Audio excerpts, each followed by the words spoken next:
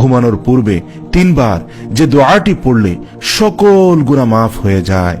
আপনি সকালে উঠে বুঝতে পারবেন শরীর মন কতটা হালকা হয়ে গিয়েছে। আপনি আপনার গুনার বোঝা ঝেড়ে ফেলে দিয়েছেন, সেই অনুভূতি আপনার কলবে হবে। বোঝা বহনকারী যেমন মাথা থেকে বোঝা ফেলে দেওয়ার পর শরীর হালকা অনুভব করে, ঠিক একইভাবে আপনিও আপনার গুনার বোঝা ফেলে দিয়ে আপনি নিজেকে হালকা অনুভব করবেন।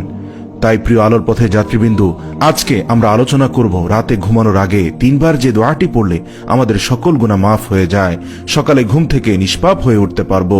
আজকের এই ভিডিওটি অত্যন্ত গুরুত্বপূর্ণ একটি ভিডিও, তাই সবার কাছে অনুরোধ করছি ভিডিওটি সম্পূর্ণ দেখবেন। বিশিষ্ট সাহাবী হযরত যায়েদ রাদিয়াল্লাহু তাআলা আনহু বর্ণনা করেন, রাসূলুল্লাহ সাল্লাল্লাহু আলাইহি ওয়াসাল্লাম ইরশাদ করেছেন, যে ব্যক্তি এই দোয়াটি পাঠ করবে তার জীবনের সকল গুনাহসমূহ মাফ হয়ে যাবে। আল্লাহু আকবার। আসুন সে দোয়াটি আমরা